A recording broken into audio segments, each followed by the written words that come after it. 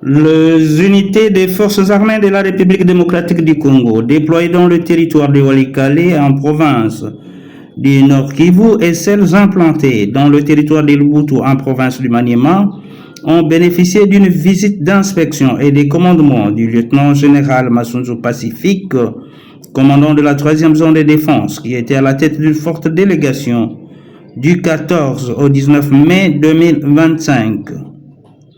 Durant sa mission, le commandant de la 3e zone de défense a tenu des réunions de commandement avec les commandants des grandes unités et les membres de leurs états-majors déployés sur tous les fronts. En outre, il a présidé des causeries morales en faveur de troupes.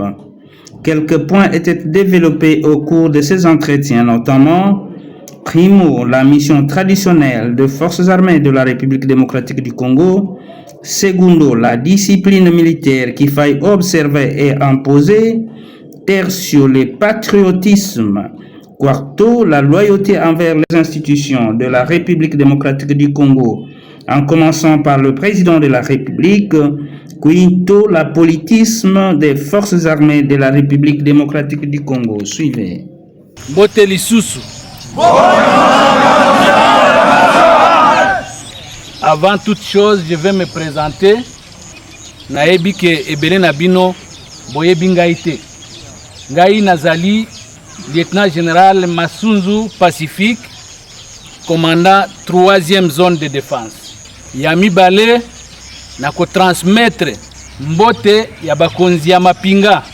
Tango na yebisaki bakonzi ke naza koya na Walikale batindaki ngai pona transmettre mbote pe encouragement na basoda nyonso oyo bazali engagé dans le théâtre des opérations na territoire ya Walikale, en commençant par le commandant suprême des forces armées et de la police nationale congolaise, mais aussi mbote ya chef d'état-major général ya FRDC. Est-ce que boyambi ango? Naza ko féliciter bao nyonso qui se sont bien comportés pendant les opérations. Nalobi mission ezanano mulai. Bino nyonso boyebi ke ennemi aza ko occuper une partie ya territoire national. Mabele wana jamais tokotika ngo na maboko ya munguna te. Est-ce que bolaningai? Ezali ba étranger te bao bakoya ko libérer mabele na biso te. Ezali nde biso. Kaka biso bapaya te. Nous devons rester fidèles et loyaux aux institutions de la République.